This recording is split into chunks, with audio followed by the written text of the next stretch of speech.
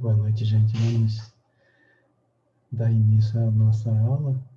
Hoje eu farei uma aula mais curta porque é mais uma síntese de toda a discussão que eu apresentei até então, tá bom? Então, talvez uma meia hora, mais ou menos, que é o suficiente para... E que no próximo encontro eu vou começar a apresentar o que eu chamo de o sistema ambiental, que é o conjunto de normas e leis no Brasil que vão aparecer a partir desse contexto, né, de tudo isso que eu apresentei aqui sobre a sustentabilidade.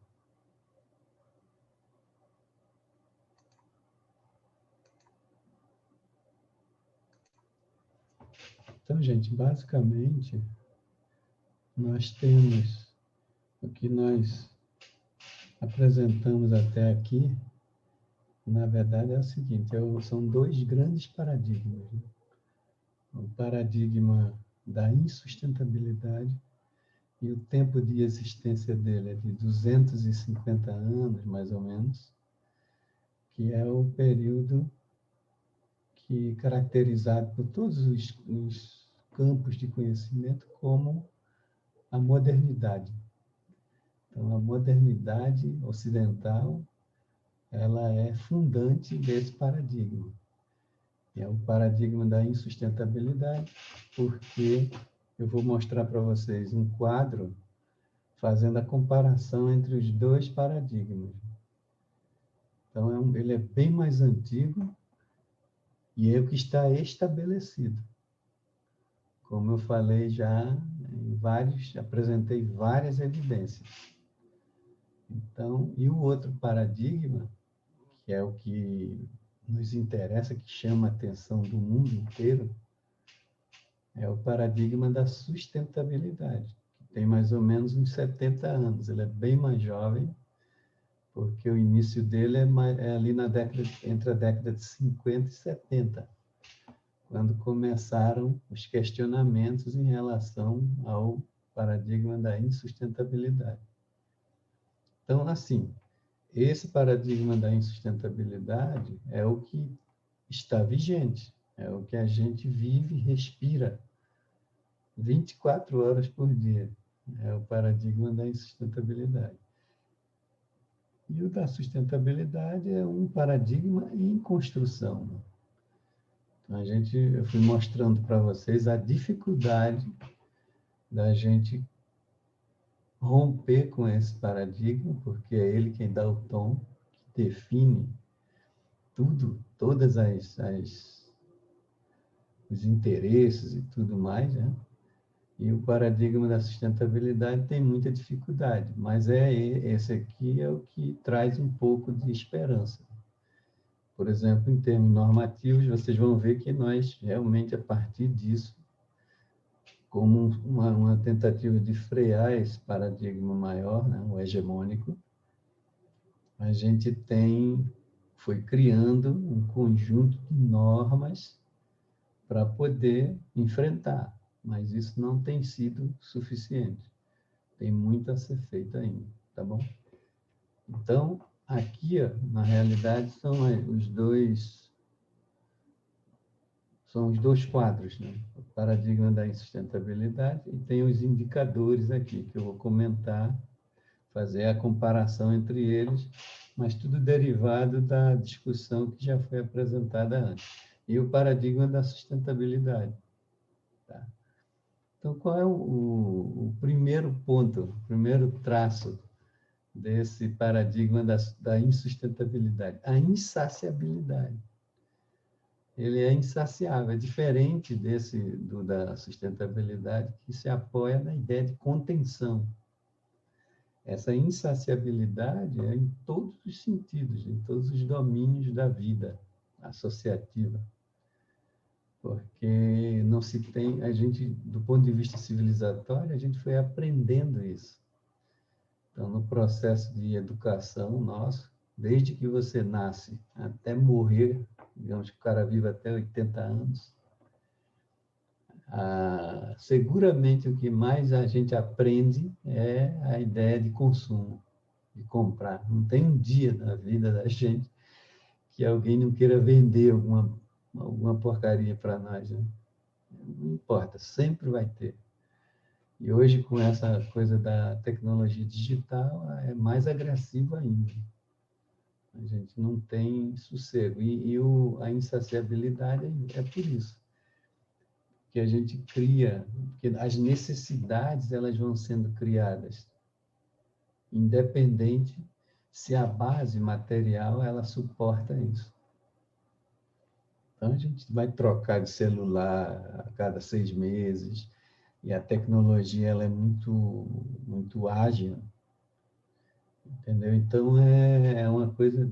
O pessoal fica na fila, coloca o nome na fila para receber a tecnologia de ponta.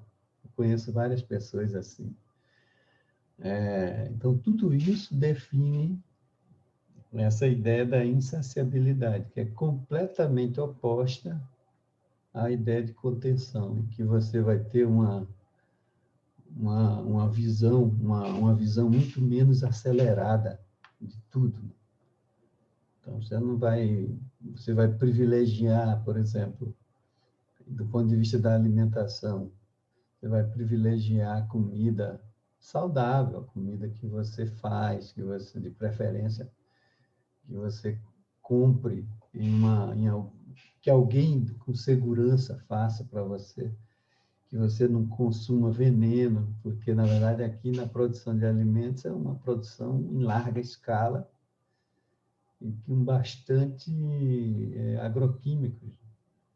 Então, a gente já falou antes, em aulas anteriores, sobre a questão da aparência. Então, a aparência de um tomate produzido aqui, em larga escala, com muito veneno, ele é muito bonito, ele fica bem grande, né?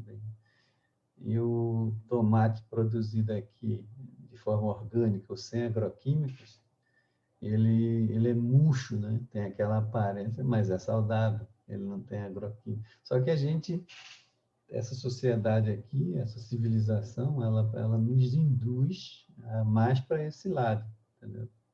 E quando eu falo nós, todos nós, em alguma medida, que é muito difícil a gente enfrentar e romper com isso, entendeu? Principalmente um modelo que está instituído em todos os domínios, tá? Então, aí do ponto de vista da energia, esse paradigma ele é energívoro, energívoro é que consome muita energia, claro, porque você precisa de muita energia para produzir. Lembra que é produção e consumo. Então, e essa energia, a base dessa energia no mundo ainda é uma energia fóssil. Mais ou menos 80% da energia que sustenta esse paradigma, ele é fóssil. Então, é por isso que ele é insustentável, porque essa energia ela levou milhares e milhares de anos, né, para se formar o petróleo, que a base é essa, né? E a gente, em 250 anos, a gente já usou isso. E é evidente que tudo isso se transforma em energia, em calor. Daí a explicação do aquecimento global, das mudanças climáticas, tudo está ligado, né? Mas as energias são não renováveis. Então, a gente vai estar sempre fazendo isso. Aí tem 20% dessa base matriz energética mundial que é de energia renovável, somente 20%. Como está o Brasil nessa situação? O Brasil é um país que não polui tanto, né? Do ponto de vista energético, não, porque a nossa matriz energética ela é hidráulica. Então, ela é considerada as outras energias, ela é uma energia limpa. Não existe energia 100% limpa, mas ela é muito mais limpa. Então, a gente não deve nada, né, aos outros países, os países mais ricos, que quanto mais ricos, maior o impacto, né? Porque você precisa, por exemplo, para você aquecer um continente como a Europa, que é uma região, um continente frio, os Estados Unidos também, subindo para o Canadá, é muito frio. E tem todo um sistema de calefação. Então, para você aquecer aquilo tudo e manter o inverno, são invernos longos, você consome muita energia. Então, a pegada ecológica desses países do hemisfério norte é muito maior do que do hemisfério sul, desse quesito, né? No quesito da energia. Porque o clima. E olha, porque a gente também não teve a inteligência ainda, em termos de política de Estado, política pública, para desenvolver as energias renováveis, que seria muito mais inteligente, porque nós somos um país, embora a região sul seja uma região mais temperada, mas aqui tem muito sol, mesmo assim, comparado com países europeus, principalmente do norte da Europa, aqui durante o ano tem muito sol. E sem falar que o Brasil é um continente, e a maior parte do Brasil não é de clima temperado.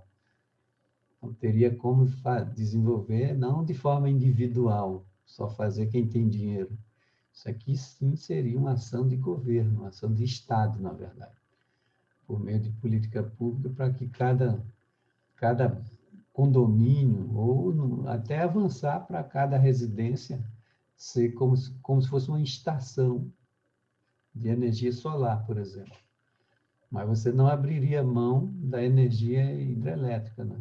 Que, na verdade, a sustentabilidade não significa você ter uma fonte só de energia, significa você ter uma variação. Então, o Brasil, com cada região, tem como gerar energia de várias frutas, de sementes, tem como fazer isso. Tem tecnologia para isso. Então, a gente não avança nesse paradigma por outra razão, porque esse grupo aqui não deixa. Porque eles criam leis que criam obstáculos para o avanço dessas energias, colocam 1001 problemas, né, para evitar. E quem que faz a lei? Sempre vai ter gente ligada a esses setores aqui, envolvido lá, influenciando na legislação. Então, se tem gente criando leis que favorecem esses grupos aqui, é muito difícil desenvolver esse pessoal aqui, que é minoritário, né? Sem muita força política. Então, não tem muito o que fazer. Depois, com relação à questão alimentar, a gente comentou várias vezes. Essa produção aqui, ó, de alimentos é uma produção em larga escala. Então, você vai produzir, o Brasil é um dos maiores produtores de sementes, de soja. Só que essa semente, ela é usada, vendida para alimentar o gado na China, em parte da Europa. Então, é muito lucrativo isso aqui também, que é uma não soberania alimentar, porque a soberania alimentar está associada ao fato de um país ou uma comunidade poder produzir o seu próprio alimento, de preferência isento de agroquímicos. Mas a indústria agroquímica ela não deixa, porque ela se apropria disso tudo aqui também. Então, os grandes produtores é que realmente também influenciam nas leis. Então, não é tão simples, sabe, para a gente instituir o paradigma da sustentabilidade. De forma efetiva, de forma concreta, é muito difícil. E esses grupos é que impedem. São esses grupos aqui. Que é dentro de uma lógica de concentração. Então, a soberania... Aqui não existe soberania alimentar, né? Por quê? Porque essa produção em larga escala, ela depende muito de insumos externos, que é a indústria de agroquímicos, que ganha muito dinheiro com isso. E não está nem aí com a qualidade, se vai produzir alimento ou não. Na verdade, eles pensam do ponto de vista do mercado. Então, vai produzir, não importa se é tomate, se é abacate, se é mamão. Não importa. O que importa é que ele tem que vender, tem que transformar isso em números. Então, é uma produção em larga escala. Gera mão de obra? Não, libera mão de obra, porque é uma agroindústria muito tecnologizada que não precisa de muita mão de obra. Então, muita mão de obra local, de trabalhadores que viviam nessas produções antes, que precisava de mais mão de obra, todo mundo tende a ser dispensado ou trabalhar de forma muito precária, né? As condições de trabalho muito ruins. Por quê? Porque também você mexe nas leis para flexibilizar isso. Você flexibiliza as leis, é a flexibilização no sentido de sempre favorecer quem faz a lei, né? Que são esse pessoal, não é o cara que está lá trabalhando como boia fria, está frito, está sem representatividade, entregue à própria sorte. Então, é muito comum se encontrar em regiões que têm essas grandes produções, um efetivo, né, uma quantidade de pessoas vivendo praticamente de indigência, porque não tem espaço no mercado de trabalho. Eles vão assimilar pouca gente. É igual à indústria no setor urbano também, que ela é muito sofisticada, então ela tem necessidade de trabalhadores qualificados. Então são poucos com conhecimento de tecnologia digital, tudo isso. Não adianta o cara ser semi-analfabeto, ele não vai conseguir trabalhar, não. É a mesma coisa. Então, aqui, a produção em larga escala, com muito insumo externo, isso nega a ideia de soberania alimentar, conforme a lei, né? A nossa lei de soberania alimentar. Aí, aqui, no caso da soberania alimentar, que existe normativa, tem todo um marco legal, que se apoia e tenta estimular produção de alimentos à base de agrofloresta, de agroecologia, da permacultura. Tudo produção que, na verdade, não é só uma produção de alimentos, ela é uma produção da vida, porque essa produção é coletiva, envolve muita gente, as populações locais, né?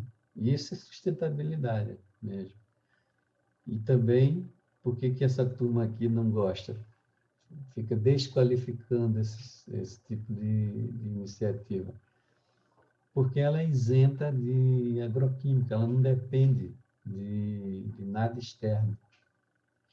Eles trabalham numa base local e que eles têm dificuldade de circular a produção, porque esse mercado aqui ele coloca obstáculos.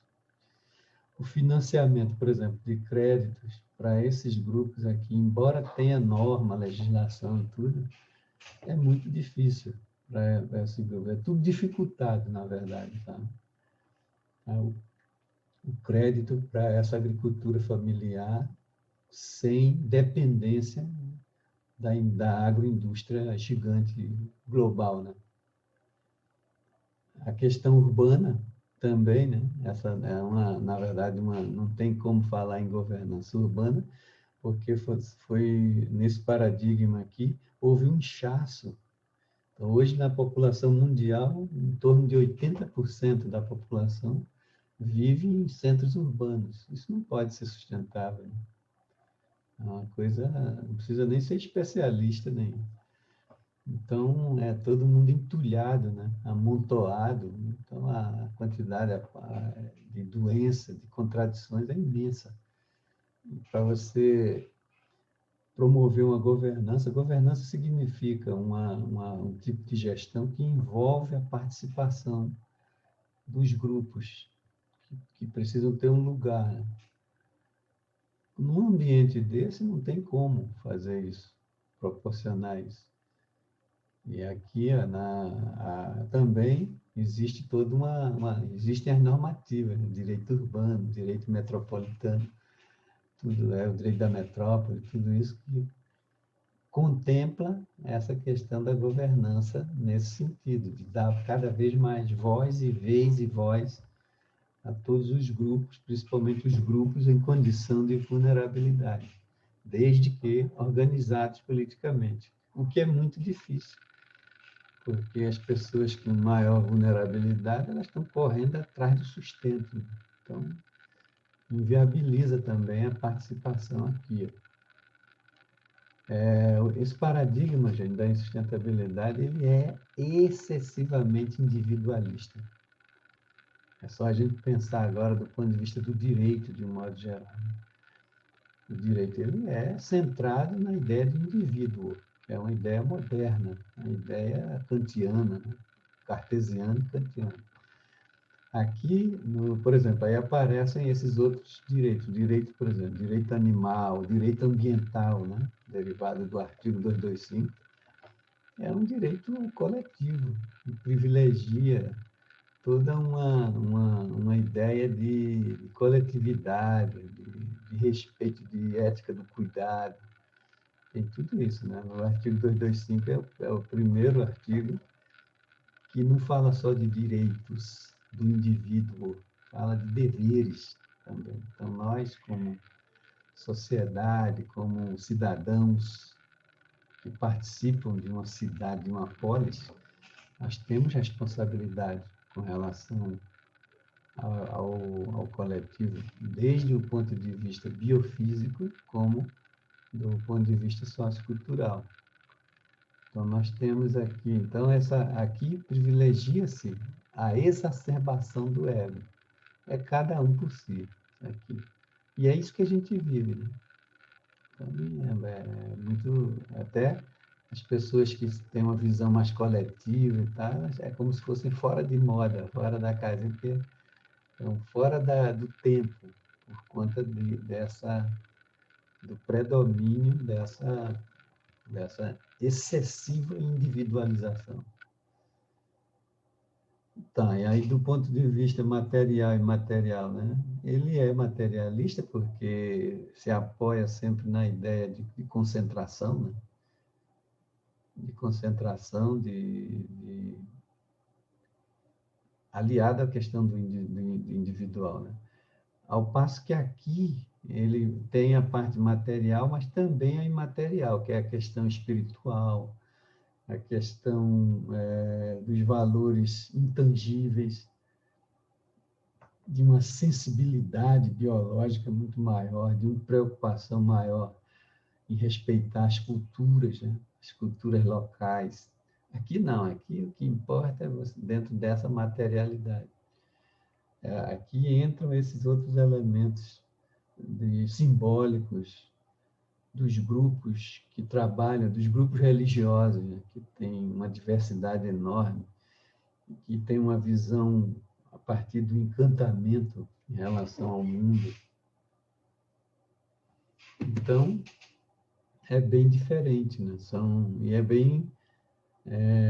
aqui, por exemplo, também, né? A gente tem todos os marcos registrados em termos legais também, de tentar, pelo menos no papel, respeitar isso aqui. Mas, na prática, predomina ainda isso aqui.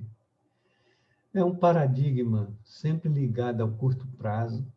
Ele é individualista, materialista, ligado ao curto prazo. Então, trata-se de um paradigma intrageracional. É diferente desse aqui, que ele é intra, mas também é intergeracional.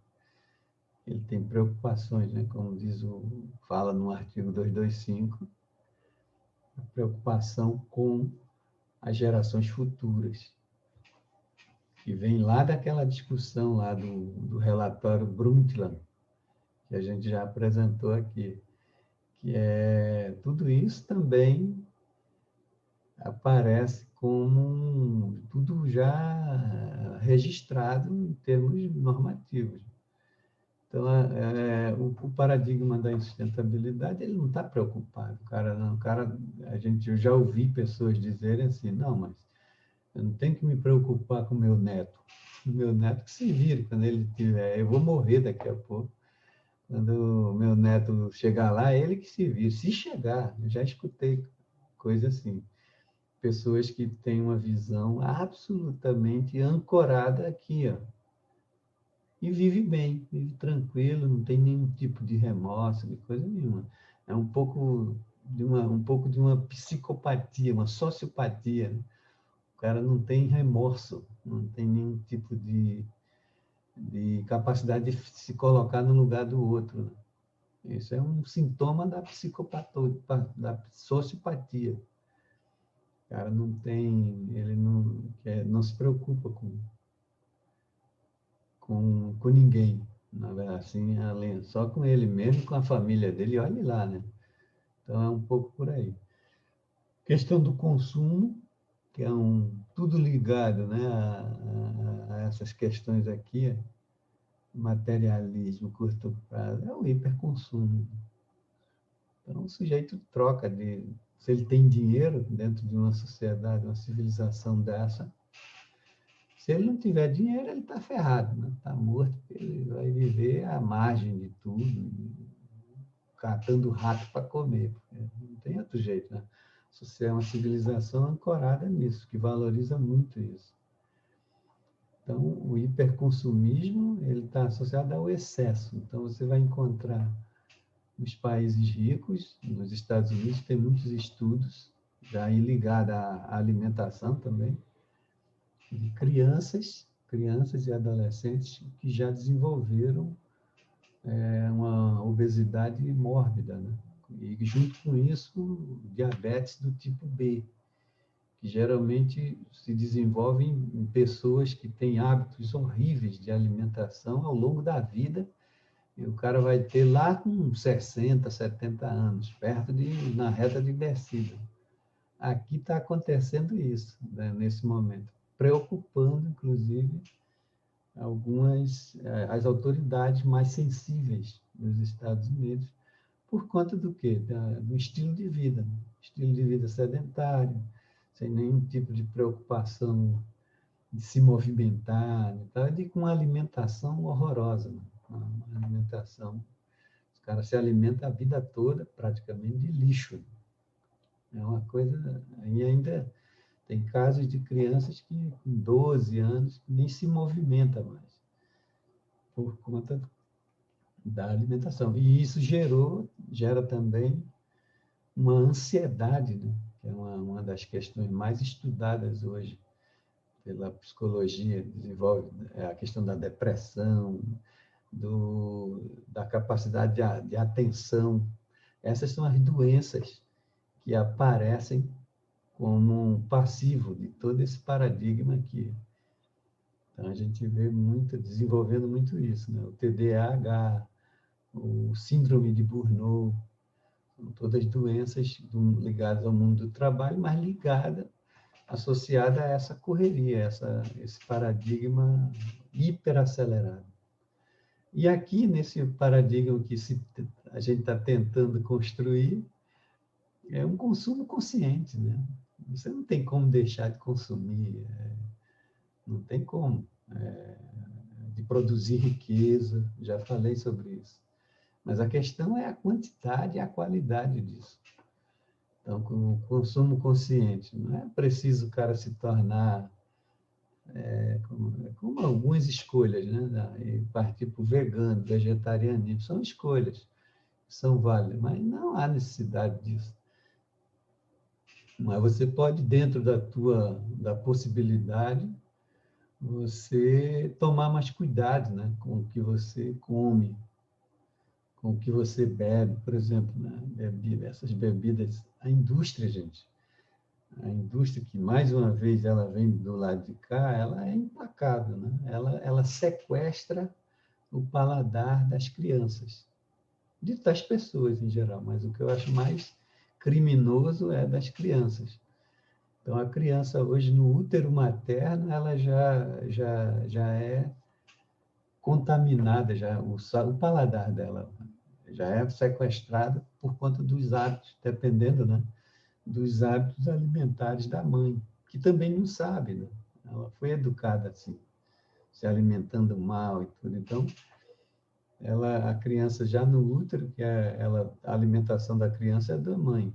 Então, ela já tem contato com muito açúcar, e o açúcar é 9 vezes mais viciante do que a cocaína. Só para vocês terem uma ideia. Por isso que a Coca-Cola ela é tão viciante, porque junta os dois, né? 70% de açúcar, que é o pior de todos, que é esse refinadinho, né? Que é um veneno aqui, e a coca, né? Que é uma folha natural, mas quando ela passa a ser industrializada, potencializa a capacidade de viciar.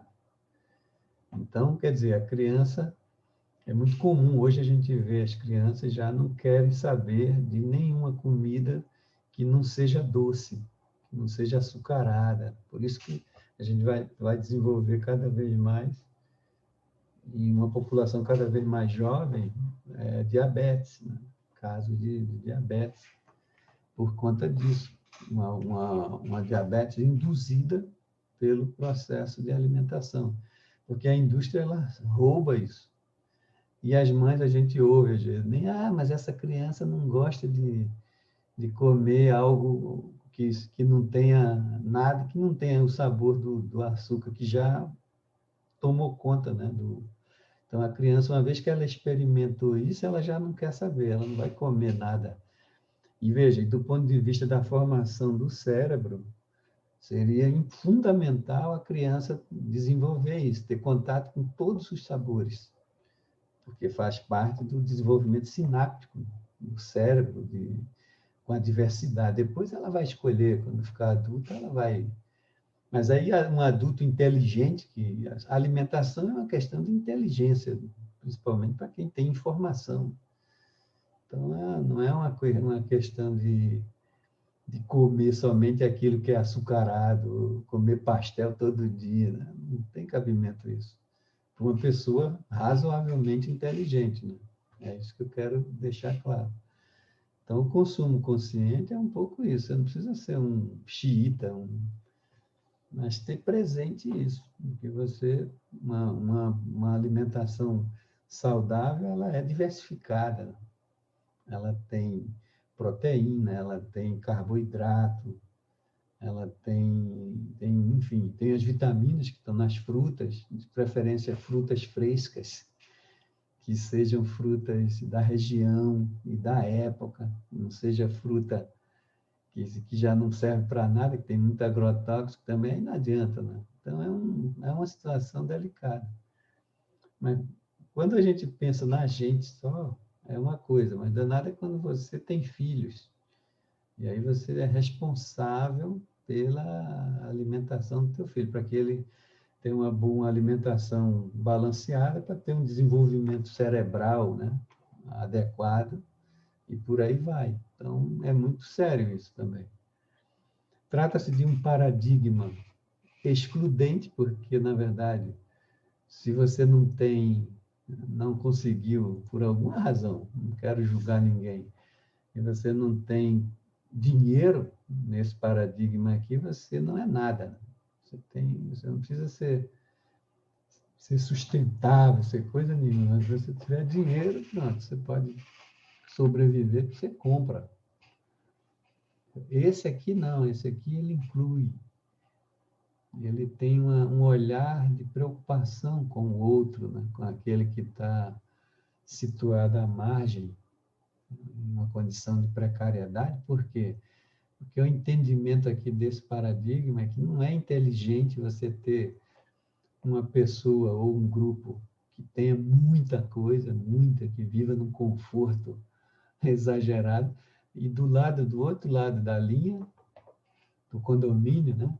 Você ter uma situação de barbárie, porque isso não é inteligente, porque você cria animosidade, você cria dificuldades do ponto de vista social. Então, não significa que você vai ficar dando as coisas, não. Mas não é inteligente você ter. Veja, não é nem por bondade, que o cara é bonzinho, quer ir para o céu, nada disso. É uma questão de inteligência. Não faz sentido você ter vizinhos que têm dificuldades, porque se você der vacilar, o cara pode te atacar também.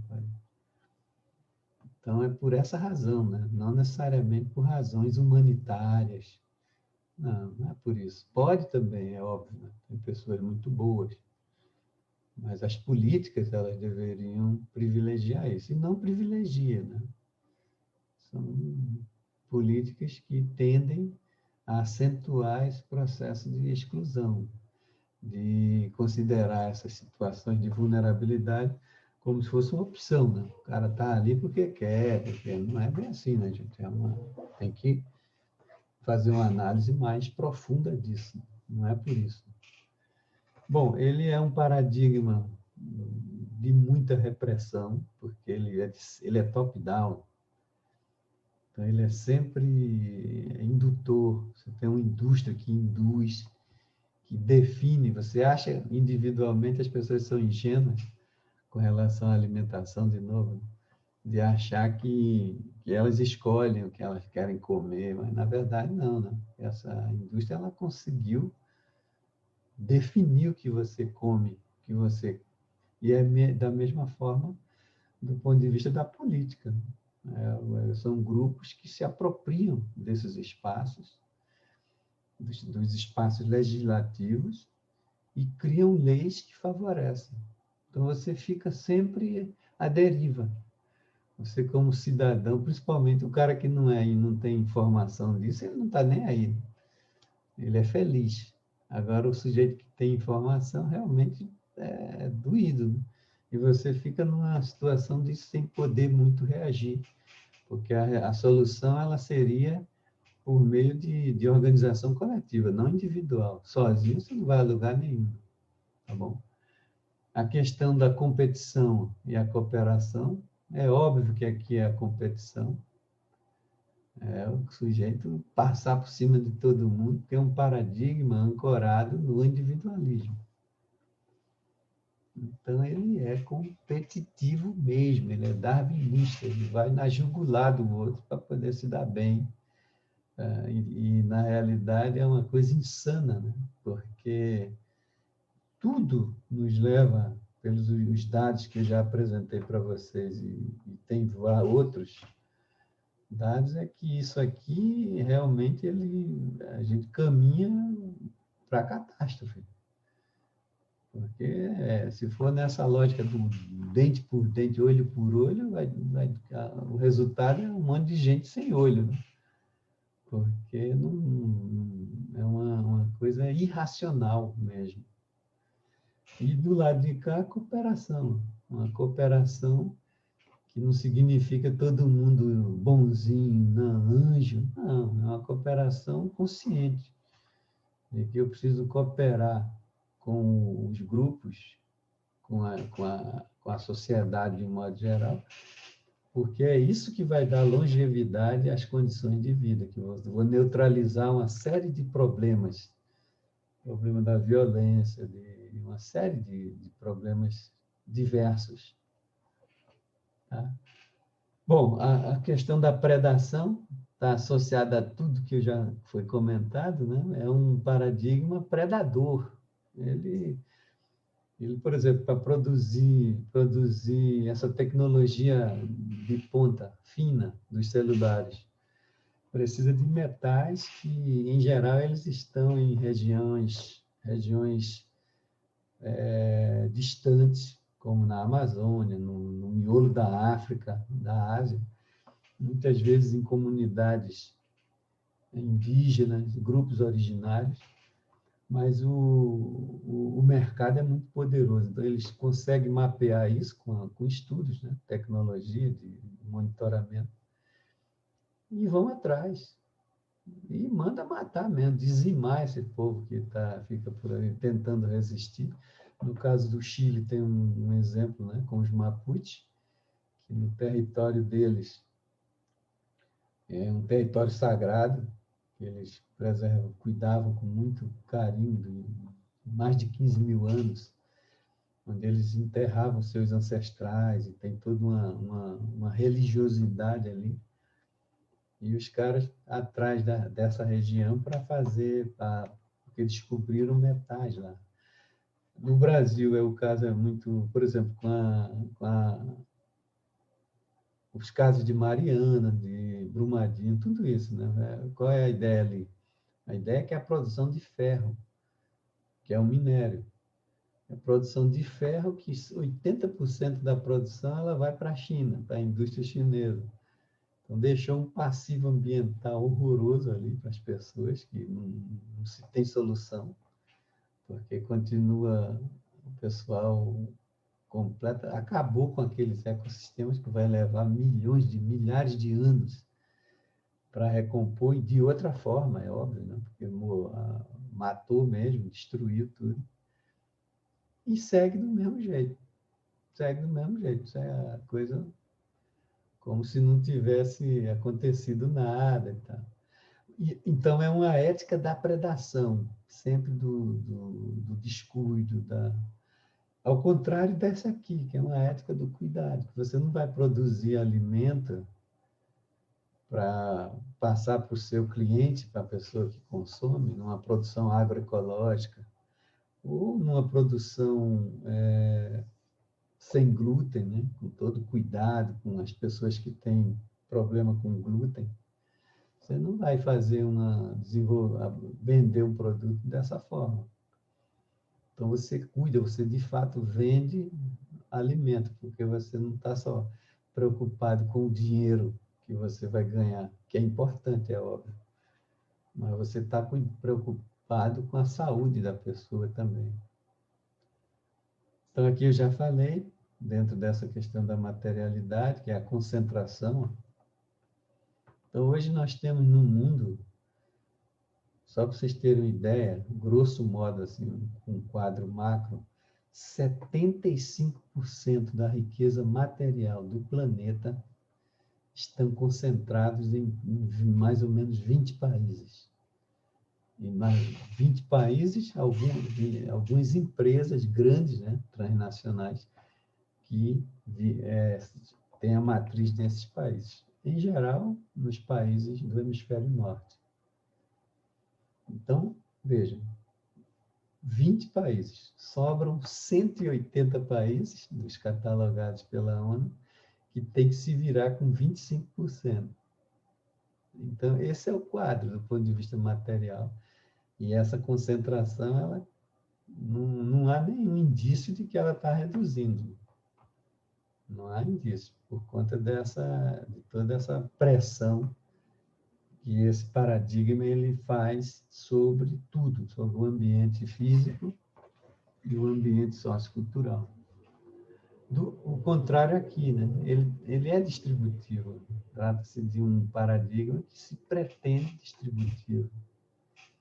Porque a concentração ela é como se fosse um câncer. Você tem lá 100 pessoas, tem uns 10% que fica com a maior parte do bolo, e os outros 90% com a beirinha, né? Quer dizer, do ponto de vista do longo prazo, que é o que a gente está discutindo, né? Da sustentabilidade, não faz sentido você insistir com isso aqui, essa questão da concentração. É um paradigma produtivista, isso aí a gente já falou, né? Produtivista porque ele é produtivista e hiperconsumista, né? É sempre casado isso. Porque produtivismo significa o excesso da produção e da produção que não é diretamente associada às necessidades essenciais das pessoas. Na verdade, é um produtivismo inventado que aumenta e cria necessidades de consumo. E o consumo, o hiperconsumo, por sua vez, é o gatilho para manter esse ciclo. Então, é um hiperconsumismo com um hiperprodutivismo. Então, é uma coisa sem fim. Você vai ter os produtos hoje dentro de um conceito, gente, da obsolescência programada. A obsolescência programada significa você fazer produtos que eles não podem durar muito, entendeu? Ele tem que ser, de preferência, descartável. Mas o tempo de vida tem que ser curto para que a pessoa compre rapidamente, se livre daquilo. Isso gera lixo, né? A gente já mostrei para vocês aqui, nós temos um oceano, um continente de lixo, equivalendo a 30 vezes o território de Portugal, só de lixo, de plástico, do mundo inteiro que se concentra no Mar do Norte, no Pacífico. Então, assim, esse produtivismo, ele acelera tudo isso aqui, articula todas esses indicadores que são fundantes desse paradigma. Do lado de cá, não. Do lado de cá, a gente tem um paradigma, uma tentativa de ser produtivo. Você tem que produzir riqueza, mas uma riqueza que seja a forma de produzir, ela tem que ser numa velocidade, numa escala pequena e numa velocidade muito menor, porque ele tem uma diferença entre ser produtivo e produtivista. Produtivista é o excesso. O produtivo é a justa medida. Você trabalhar com essa ideia da justa medida. Um paradigma exógeno, por que ele é exógeno? Lembra da soberania alimentar? Não tem, porque ele depende em demasia do exterior, de insumos do exterior. Ele quer vender e quer comprar, uma coisa assim. Então, para produzir alimentos em larga escala, não para alimentar as pessoas, mas para alimentar o gado, e a produção de carne é uma das mais agressivas do ponto de vista ambiental, né? Sem falar a questão da alimentação também, que já está comprovado que não é tão essencial assim, você pode buscar fontes proteicas na carne animal, mas tem também outras fontes. E a questão é, de novo, é o excesso, né? Não é a questão de não comer carne, não, é o excesso. A gente tem toda essa questão do exógeno que vem de fora para cá. Então, depende da indústria de agroquímicos, para poder sempre aumentar, produzir mais, para vender. É um pouco isso, essa coisa maluca que a gente tem dificuldade até de entender. Esse aqui é o contrário, ele é endógeno, ele não é dependente. Um bom exemplo aqui é na produção de alimentos, que eu já falei aqui. Uma produção agroflorestal, ela insulta a indústria, a indústria dos agroquímicos, porque ela não precisa.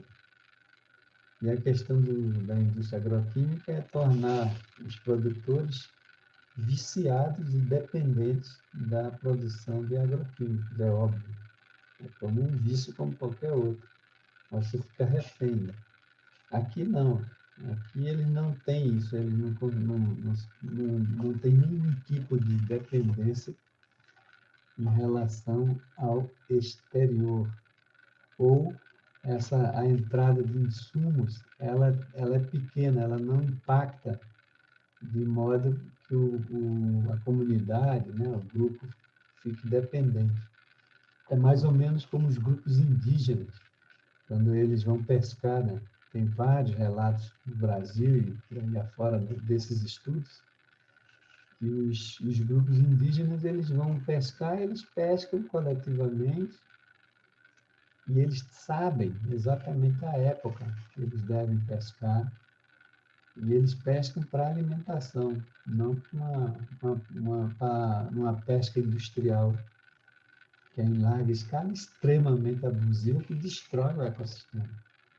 Então, tem relatos dos caiapó, no norte do Brasil, eles colocam um veneno natural, e eles sabem a dosagem no corpo de água, no lago. Eles vão pescar, e os peixes ficam meio doidão, assim, né? Mas facilita a pesca. Mas é uma quantidade pequena de veneno natural das ervas, e que o próprio ecossistema, como é numa pequena escala, o ecossistema ele se reorganiza, né? Porque ecossistema, existe o conceito de auto-eco-organização. Ele consegue, dependendo da quantidade de perturbação, ele consegue absorver. Agora, se eles fossem lá toda semana, mesmo se colocando esse pouquinho de veneno, é evidente que eles iam destruir o consumo deles. E eles não destroem o lago, porque se eles destruírem o lago, eles destroem eles mesmos. É a fonte de alimentação deles. Então, eles têm que cuidar daquilo. E isso é sustentabilidade. É diferente da gente que vai lá arrancar, tirar tudo de uma vez com uma pesca industrial, né? Vender e já no dia seguinte volta lá de novo. Aí o detona, destrói tudo mesmo, é óbvio, né? Não precisa ser um estudioso. Né? E, por fim, a questão do trade-off.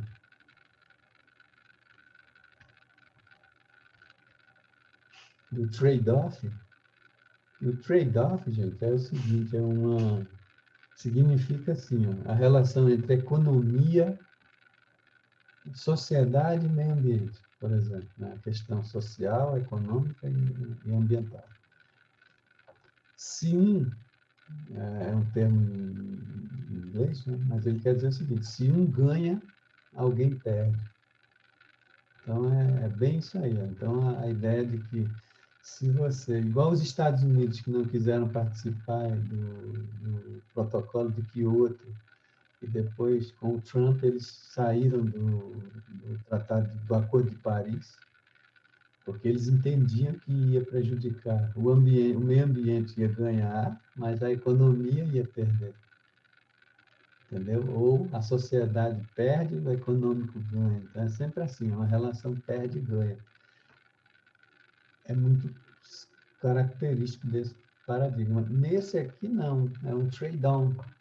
O trade-on significa que é possível desenvolver relações simbióticas em que os grupos ganham, só ganham.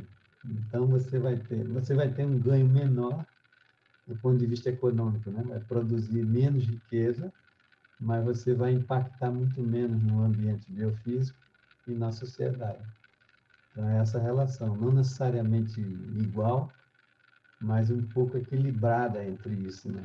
Em que não há uma relação. Aqui é o perde-ganha, aqui é uma relação do ganha-ganha. Então, seria isso, gente. Então, essas são os principais traços desses dois grandes paradigmas. Aí é preciso guardar o seguinte: o vigente, o que está posto, o que a gente vive, às vezes a maioria das pessoas não sabe, mas a gente vive aqui, dentro desse.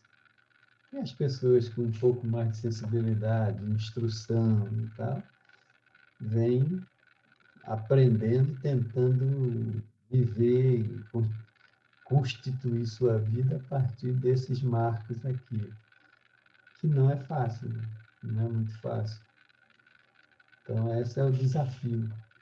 Mas esse paradigma da sustentabilidade, ele é uma promessa, na verdade. Ele não existe, né? Na verdade. Ele tem essa tentativa de se fundar uma sociedade nessa direção. Tá bom? Então é isso, gente.